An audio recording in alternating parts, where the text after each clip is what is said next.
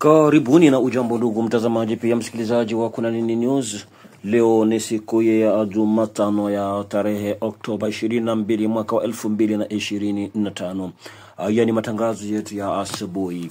Katika yale tumekuandalia mtazamaji pia msikilizaji ni kwamba huko mkoani Kivu ya Kusini, wapiganaji wawili ambao ni askari jeshi wa Rwanda RDF waliojiunga na M23 AFC wamekamatwa na kufikishwa mbele ya jeshi la taifa FARDC. Waliowashika ni wapiganaji wa Zalendo wa CPLC FABB inayoongozwa na Delfe Kalembe Ngoma Mzito katika maeneo ya Rugezi.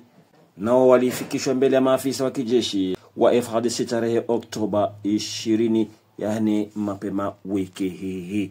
Mtazamaji pia msikilizaji wa Kuna Nini News, na kuomba uandamane nasi tangu mwanzo hadi mwisho.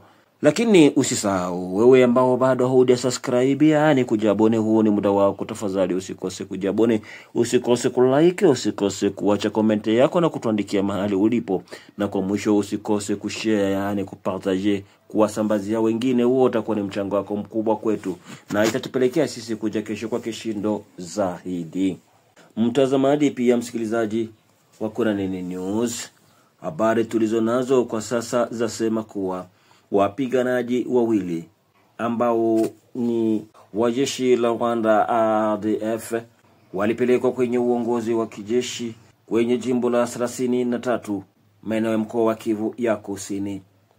Wapiganaji hao wa jeshi la Rwanda RDF na ambao walikuwa ndani ya makundi ya M23 AFC walishikwa mwezi Septemba 23 mwaka huu tulionao na wapiganaji wa Zalendo wa CPLC FABB inayoongozwa na Bwana Delfe Kalembe Ngoma Mzito, kama tulivyoambiwa na msemaji wa kundi hilo Bwana Strategie.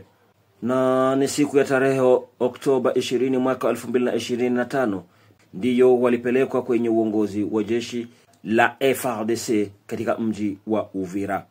Hafla za kuwapokeza kwenye maafisa wa jeshi zilipelekea askari hao wa M23 kuweza kudokeza yale ambayo yalipelekea wao kutoka kwenye mstari wa M23 AFC na kujikuta wako mikononi mwa wazalendo.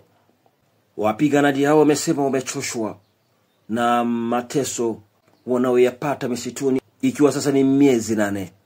Mmoja ana umri wa miaka 33 na mwingine ana miaka 40. Hao waliweza kukamatwa katika maeneo ya Ruchuru mkoani Kivu ya Kaskazini. Kwa mujibu wa yale waliodokeza, yani kwa mujibu wa masemi yao, wamedokeza kuwa walikamatwa na M23 AFC eti watakwenda kuchunga ng'ombe, watakuwa walinzi wa ng'ombe na watakuwa wakiwasaidia kukamua maziwa ya ng'ombe. Lakini cha ajabu, baada ya kukamatwa kwao walipelekwa moja kwa moja katika maeneo ya Kageregere, nafasi ambako walipata mafunzo ya kijeshi kwa muda wa mwezi mmoja kabla waweze kupelekwa kwenye uwanja au mstari wa vita. Hata vile walivyojikuta wamepelekwa huko mkoani Kivu ya Kusini wakipigana upande wa M23 AFC, Twigwaneho, Ngumino, Android, Red Tabara na wengine wote ambao ni washirika wao.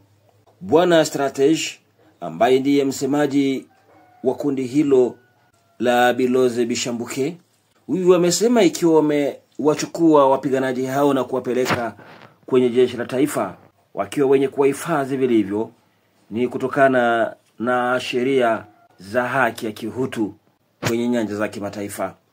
Lazima tukumbushe maeneo ambako walikamatwa ni sehemu za Rugezi, kitongozi kinachopatikana ndani ya kongamano la Basi Mkuma Sud, yani Basi Mkuma ya Kusini, ndani ya sekta ya Mutambala, ni uko tarafani Fizi mkoani Kivu ya Kusini nchini Jamhuri ya Kidemokrasia ya Kongo. Wapiganaji wawili hao kila mmoja alikuwa na silaha yake na vipakizi vya risasi. Silaha aina AK-47, kila silaha ikiwa na kipakizi chake cha risasi kinachojaa. Hao wapiganaji wamesema wamechoshwa na hali ya misituni, haswa hali ambayo wanadelewa, wanateseka kabisa.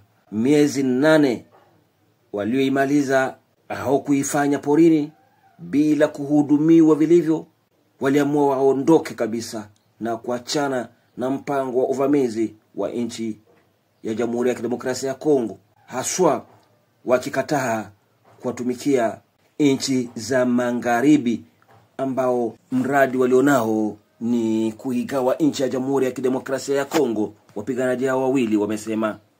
Hao waliendelea kudokeza kwamba kuna wapiganaji wengi ambao ni wa asili ya Kikongomani wanaochoshwa na hali ya kuishi msituni, lakini kinachowazuia ni kupata mwanya wa kutoroka, na wangali bado mikononi mwa wapiganaji wa M23 AFC. Namna ya kuponyoka ndio ingali bado ngumu kwao. Kama nilivyotangulia kusema, wapiganaji hao tayari wamefikishwa mbele ya maafisa wa kijeshi kwenye uongozi wa jimbo la 33 katika maeneo ya mkoa wa Kivu ya Kusini. Bwana Engineer Strategy na Mubamba, ambaye ndiye msemaji wake Delphin Kalembe Ngoma Mzito, ametoa mwito kwa watu wengi ambao ni wapiganaji wanaojiita kuwa majenerali na ambao wanatembea na kuzurura mjini bila kwenda maeneo ambako ndiko kunaendeshwa vita, wajitahidi ili kupambana na adui kwenye mistari ya vita. Kufikia hapo sina cha ziada, mtazamaji pia msikilizaji wa Kuna Nini News. Nimekamilisha yale ambayo nimekuandalia kwa muda kama huu. Wewe ambao bado hujasubscribe, huu ni muda wako, usikose kusubscribe, usikose kuacha comment yako, usikose kulike na kuwasambazia wengine. Huo utakuwa ni mchango wako mkubwa kwetu. Acha basi niondoke nikikushukuru wewe kwa muda wako.